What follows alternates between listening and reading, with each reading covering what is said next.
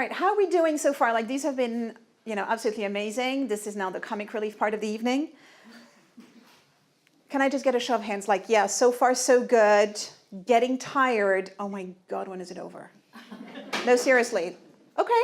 Wow. Excellent. Thank you. I'm going to try and take a very different spin on things, mostly because I'd prepared something completely different. And I'm not going to try and catch up with these two because they run like hell with their smarts. And I'm going to set a bit of an unusual setting for this talk. I know the room is big. You can't see me. I will do my best to read the slides, okay? And I want to give you a little bit of a warning. This session, which I run, welcomes all opinions and experiences. For the next 29 minutes, this is going to be a judge your neighbor free space. I'm out. Please. So if you don't want to let people be who they are and think what they think, and there'll be a bit of sharing, you're going to struggle. If you're ready to play with the option of experimenting with letting a free space happen, I will do my best to make it the safest place I can for the next 28 minutes. Are we on board with welcoming all the experiences and opinions? And if anybody's not on board, it's okay. Oh yeah, I'm asking you to commit right now. Okay, so we're gonna go there. I'm gonna start by taking a quick spin. This is about ethics and dark UX. Who's clear on ethics? Like, who can throw me a definition? Fire up. Crickets, yes, that's usually the definition. What else? Go for it. A group perception of what's acceptable or not acceptable. A group perception of what's acceptable or not acceptable. Yeah, spot on. This is one of the definitions that's commonly accepted. The shared beliefs of a group or individuals that a group or individual maintain about what constitutes correct and proper behavior. Slight tangent, but a bit there. You will find lots of definitions. Okay, this is not a who's got the best definition contest. I want to give you another one, and it's this one. That's the standards of conduct that guide the choices people make moment to moment. The interesting thing with ethics is that they play in the moment we are in. They play when you're making decisions. They play when you open your mouth to say something. They play when you reach out to grab something or not. Although when we discuss them, it's always in the abstract and in the future. But where they really kick in is in the absolute moment. And we're absolutely with what was just talked about and that very unconscious decision, okay? We all have an ethical framework inside of us. Maybe that's what defines us as humans, until we can demonstrate animals do that. We have codes of ethics. And this is, for example, the principles and standards of professional behavior for the policing profession of England and Wales. I know it's exciting. I'm just going to read it because it's printed very small, especially for you in the back. But it's things like honesty and integrity, authority, respect and courtesy, equality and diversity, use of force, orders and instructions, duties and responsibilities, confidentiality, fitness for work conduct, challenging and reporting improper behavior, and a lot of more text than that. It is dense, it is big words, but it frames what future police officers will do once they're on the job. It's interesting that it's written down because in those definitions we've looked at, was there anything about written down and agreed and signed and corroborated? Are ethics and codes of ethics the same thing? I know I'm scrambling your brain. I'm going to be a little less cruel, but hang on with me, okay? Codes of ethics are implicit, but they need to be made explicit so there's an agreement. If we are all in the same club, whether we're cops or, for example, behavioral healthcare providers, and I apologize for the typo that I'm only seeing now, we need to agree on things. So this is a code of ethics for behavioral healthcare providers from the US, and it's about confidentiality, working within your scope of practice, not engaging in dual relationships, not conducting treatment strictly for financial gain, et cetera, et cetera. Sometimes you need to write them down. So the UXPA, the international, not this chapter, I looked for a local chapter, but there was something, but it wasn't great. So the global UXPA that this chapter is a child of, a cousin of, a part of, there we go. This is what, it says. Act in the best interest of everyone. Be honest with everyone. Do no harm and, if possible, provide benefits. Act with integrity. Avoid conflicts of interest. Respect privacy, confidentiality, and anonymity. And provide all resultant data. Is anybody in strong disagreement or even moderate disagreement with these principles? Is that a yes? You're in disagreement? Okay. I think the first one doesn't work at all. It contradicts itself, so we can go out of the blocks, really. The first one contradicts itself. Okay. What was your other comment, Ben? Why? Yeah? Be honest with everyone. Okay. So you have issues with these two. Okay. Keep those issues. Anyone else has concerns or issues or like, not quite? Would anyone, if they were asked to sign this, refuse to sign this? Just in case we had the option of not signing terms and conditions? Yeah? Some moderate issues. Okay, fair enough. You can all write strong letters to the UXPA. UXPA UK has this code of conduct in the chapter's constitution. I don't know if it's still active. I had a bit of a trail around and I took the bold decision of not checking with the powers in place. But the short of it is, we expect you to behave in the best interests of the chapter, fellow members, hosts, and the association at any of the chapter's events. And everything else is about what happens when you don't do that. Anyone's got some form of concern with this and is not really happy and... Okay, 2 hands, very courageous. 3 hands, fine. So you're not great, okay. May I suggest a rewrite of this, or at least a discussion? Okay, I'm gonna keep it brewing. This is a lot of keeping it brewing, and you're gonna see where it gets you. Because from ethics, which are this really abstract, unless they start taking the form of written codes of ethics, we have something else in design. What do we have in design that helps us make design decisions and frames our work? Principles? Principles, yes. Oh yeah, you'll get something after, I don't know yet what. I usually have, I have to have something in my handbag, I'm a woman. So, design principles. And short story, just in case you don't know what they are, they should, I hate that word, but it kind of works, help the product team remain focused on a consistent vision of what makes our product experience unique. They should be specific enough to differentiate us from other products, reflect our values, and help us make decisions, but broad enough to apply universally to our product. All right, keep that in mind. We've just looked at ethics. Now we're looking at design principles. I just want to run by you 2 sets of design principles. The first one are from a guy called Dieter Rams. Anybody not familiar with Dieter Rams? Good, you can stay in the room. These are the kind of names you lose your designer badge if you can't spell it. So here we go. Dieter Rams is all about good design. You can find it on his website. They're everywhere. The top 3 are good design is innovative, good design makes a product useful, good design is aesthetic, and on and on and on. Some people absolutely swear by this. Mr. Rams himself has designed absolutely beautiful objects applying those principles. They're absolutely open to the masses for discussion, which we will not have just now. Let me run through first the next set of principles by a guy called Yves Béard. Anyone heard of Yves Béard? Good designers. There we go. The bottom 3, just for a change of scenery, the bottom 3 are, number 8, good technology design learns and predicts human behavior. There's no randomness why I chose that one. I think it's particularly juicy. Number 9, good design accelerates new ideas. And number 10, good design removes complexity from life. Now these are really bold and ambitious. Can anyone see how they would tie in with the ethics topic? Anyone? Bueller? Go for it. I just think generally there's a parallel because they're all left to interpretation. Like there's not rules, they're kind of guidelines that can be used or misused, I guess. So you're saying they're guidelines that can be used, they're open to interpretation, they're quite wide. Okay.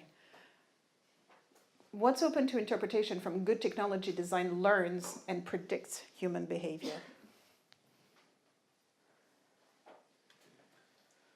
Ooh, the thinking is strong. Ben, you were raising your hand. No, I was going to pick up on good, but that's not the point of your question, I fear. It can be the point of the question. The question is very open. Good is a value judgment. It is a value judgment, yeah. We're all going to have different ideas about what good means. Absolutely. Are you starting to sense a theme that everything is open to conversation, and I am making your brain scramble a bit? I know they've been a bit fried by the two previous talks, the long day, the heat, and the promise of alcohol. In that order. Keep with me, okay? The frying is a good state. You're not in alpha state, prone to learning, but you're noticing how active your brain is, which I kind of like. So the UK Gov has design principles. You can look at them. If you don't know them, they're quite interesting. Start with user needs, do less, design with data. The co-op, where Mr. Andrew Travers used to be, had some very interesting design principles. Interestingly, the design principles of the co-op, because lots of their designers came from the whole GDS Gov thing, are heavily infused with those same principles. We design in context, we design with purpose, we design for everyone, we design with honesty in the open and iteratively. Are we still in the clear and actionable space? I mean, not really. Okay, let's look at what WhatsApp does for all their evil. The interface should feel native to the device the person is using. The app should be lightweight and require as little storage as possible. The interface should be simple. User actions and animation should be quick to respond, and features should provide obvious utility, so they require little introduction. Is that open and you know, open to interpretation, and you have to decide what is good or not good? It's banal. It's, sorry? It's banal. Yes. And it's not leaving you in the dark at all. It either is, the app is either lightweight and little storage, or it's not. You can argue what's little and what's lightweight, but there's not that much room for that.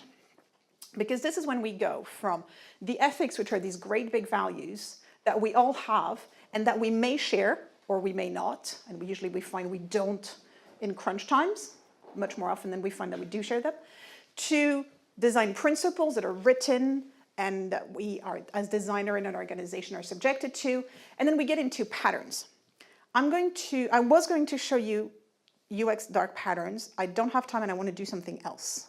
Are you okay with skipping the dark patterns? Is anybody unsure what a dark pattern is and really, really need some help with that? I love you. Okay, so let's happily skip. Oh, you're just going to see them, but blah, blah, blah, blah, blah. Let's have dark patterns. Go to darkpatterns.org, and you will see them all. I like this one. I lifted it as well because I think it's great to use really scary language, manage data setting, instead of the accept and continue, which is lightweight and friendly. And lots of dark patterns. The wonderful thing with dark patterns is like they're everywhere all the time. But what's interesting with ethics is that they start with a self. And I'm looking at you here. I want to do a bit of an exercise, and I want to make sure you're all in the right place. Do you all have something to write on, preferably a piece of paper and a pen? Can you sort of grab that in your handbag, some vague form of writing implements? We can circulate some pens. Let's all read this together, because it's a small screen, and you're seated very far. I'm going to read it for you whilst everything is making the rounds, okay? These are your instructions. Please. I'm going to read a text to you, and maybe you can read it yourselves, okay? Read the text, or listen to me, and at the same time, listen to your own internal reaction, singular or plural. Are we clear on this? Read and listen to yourselves. Stop reading and write down what you think as you think it. Here we go. I'm going to read it for you, chapter by chapter. Peter has been really struggling to find a job after a 3-year parenting break caring for his twins. Stop and write. If you have emotions. Peter has been really struggling to find a job after a 3-year parenting break caring for his twins. He's finally being offered a job for a major weapons manufacturer, from assault rifles to missiles to crowd control water guns and net throwers and tasers. So write what you think as you think it. The job is spot on for him, the location is convenient, and the pay is fair. He could also work early shifts to help with childcare.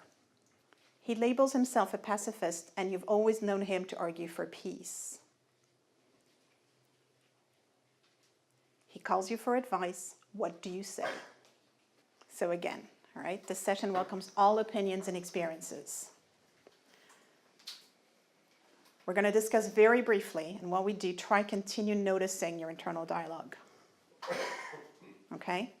Who had a very strong reaction? Like who had a really strong emotion, positive or negative, when reading? Okay. Anybody wants to share that strong emotion? Go for it, Anthony.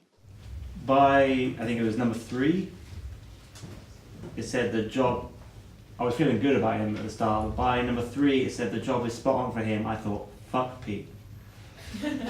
Okay, But and I read and it then? more and I realised why it was spot on, not because then it says he's a pacifist. I thought he was like, I love working for weapons manufacturers. And I thought, I don't care about him at all anymore, but then it was made clear later. So. Okay, so you thought, yes, in the back, Karen. My first reaction was, how the hell did he get a 3-year parenting break? His partner could sponsor his lifestyle. So we make stories, we analyze, we stop thinking. Okay. The things that kick in is our analytical framework of the situation. Okay. I'm not going to delve into the specifics of psychology. You can talk to Karen about this later on. But we are constantly trying to make sense before we have all the information. I'm just playing a bit with this. Let's continue with this exercise. I'm going a bit faster than I had planned this exercise, but it's going to be okay. This is an example 2. Same thing, read the text, listen to your, this time, try to write on a sticky that you will hand into the crowd anonymously, unless you want to sign and you want to share vividly, okay? So just write, please write in all caps. This is our example. You, a designer, joined the UK Ministry of Justice, MOJ, to work on an exciting police system that coordinates better with ambulances. New laws have been passed. Minors can now be placed in detention if parents are informed of the whereabouts of their child and of how they can visit. MOJ wants you to explore the idea of an app letting parents do that and book visits or top up their child's e-wallet for purchases at the detention center's shop. What do? Pass your sticky to your neighbor or your piece of paper. Pass it to the person next to you. And then as soon as you get a new stick in your hand, pass it around again. I want to see stickies moving around, guys. I've got literally 1.5 minutes to finish this. Let me make my exercise work. And then pass that sticky around one more time to somebody new. Read it and just raise your hand if you react very strongly in either adherence or opposition to what you're reading. Okay? Strong reaction. Are you reacting strongly to what you're reading? Couple of hands. Is there a moderate reaction like, yeah, I kind of, well. And utter indifference, yeah, whatever you think, not interested. Okay. Can I explain one? Yes, please. It's just an action plan of what the person would do. Okay. Called the design challenge. So the implication is that that person would go and design the challenge. Do you see where the ethical point is in these examples I've just given you? Can I have an extra 2 minutes? You've got 7 minutes left. 7 minutes. Fine. Where I'm getting to you is that I've given you 2 very specific examples that bring strong emotions. I like the fact that somebody went and picked up on the fact MOJ doesn't do police. I need to have order in my world and things need to be where they belong. I love it. Yes, the world needs to be in order, absolutely. And it needs to be in order because ethically, you have to be correct when you speak up. And I probably breached your ethical value that speakers and presentations need to be impeccable, which I honor and respect, even though I broke it tonight. The thing with ethics is that we know we're in the space of ethics when we react strongly. It's a very simple shortcuts. When you're in full agreement, you don't even notice. You don't even notice you're in flow. Flow you never notice unless you pay attention to the flow. Anybody familiar with Csikszentmihalyi? When you get into flow, you don't notice. Until you get into flow, you will hit emotions. But these emotions are very interesting in letting you know you're in the ethical space. And the ethical space is the ones where not everyone is always in agreement. You have groups of people in agreement, and sometimes it's just an individual in agreement with themselves.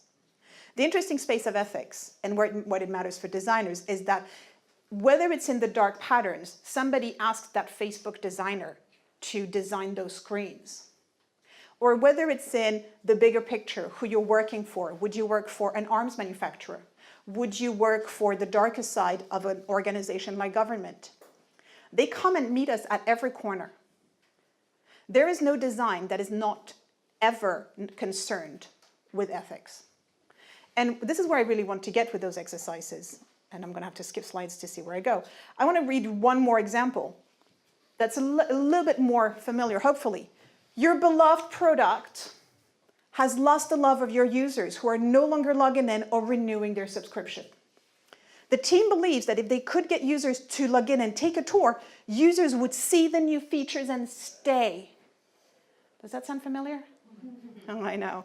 They want you to design a cancellation wizard that would showcase all the new features before a user can complete cancellation.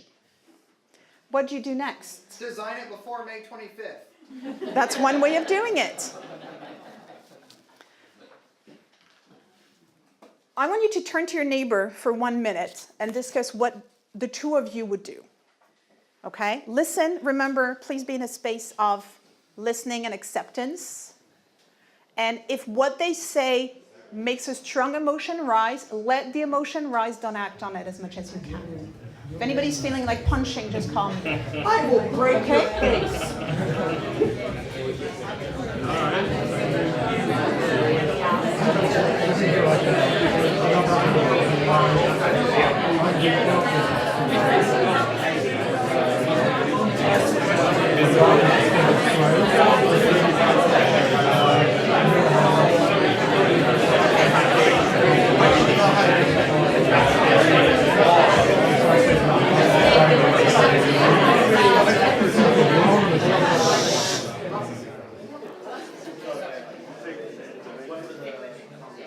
We all have an opinion on what we do. And what's interesting is that you've just explored the other person's opinion. And potentially, you have explored your own along the way. At the heart of ethics is the discipline of inquiry. And we can trace back ethics to Aristotle. Anybody read the Nicomachean Ethics? It's in my takeaway reading list. In a nutshell, Aristotle invites us to examine the condition in which praise or blame are appropriate. Examine being the key word, okay? Ethics are part of the pursuit of an improved life. So you need to want to have an improved life. You need to be aware that your life could be improved. That takes a certain level of awareness. And it is based on the principle of inquiry. If you don't ask if this is ethical, if you don't care if it's ethical, then ethics don't even apply. They just kick in, you behave as you behave, in the moment, you take your decision, you do the design, you quit the job, you take the job. But if you start inquiring, you are applying the principle of ethics, you're questioning.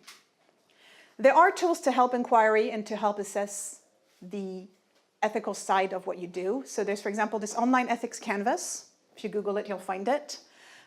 It's quite interesting. It's a digital tool that invites teams to reflect collectively to ensure that at least there's a discussion and possibly an agreement. And I'm just going to wrap on these takeaways. I really invite you to read Aristotle, or at least read a summary or plotted précis or something of it, because remember the Greeks over 2,000 years ago just did a lot of the thinking that we're struggling with today. Harry Brignall, of Six Partner, gave the original dark pattern talk where he presents the concept of dark pattern. I invite you to watch that talk. I've put it at bit.ly/HB dark patterns, and the caps matter, but my slides will be online. Go to darkpatterns.org. He catalogs dark patterns. And as he says himself in his talk, it is not a manual for evil. It is information for education. IDEO's got a little book of design research ethics that you can download. Develop your own practice of inquiry. Develop your tools, develop your questions, and do ensure that your design principles are ethically sound to all using them. That should open quite a few cans of worms. That's it for me. I've got 30 seconds for questions.